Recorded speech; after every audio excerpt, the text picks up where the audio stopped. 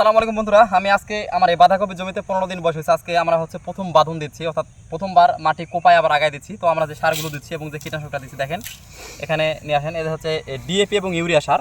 প্রতি শতক জমির জন্য 500 গ্রাম ডিএপি এবং 500 গ্রাম ইউরিয়া সার আমরা দিচ্ছি। হচ্ছে কীটনাশক, এখানে হচ্ছে ক্লোরোপাইরিফস গ্রুপের কীটনাশক। দেখেন এই যে ক্লোরোপাইরিফস 48 ইসি গ্রুপের কীটনাশক।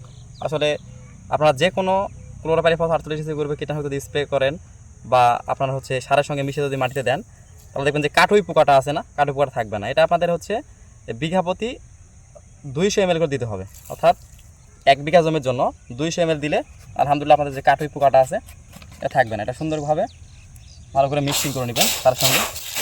আসলে এটা খুব গন্ধযুক্ত কীটনাশক, হাতে গ্লোভস করে যদি মিক্স করা হয় তাহলে ভালো হয়। বুঝতে পারছেন আপনারা?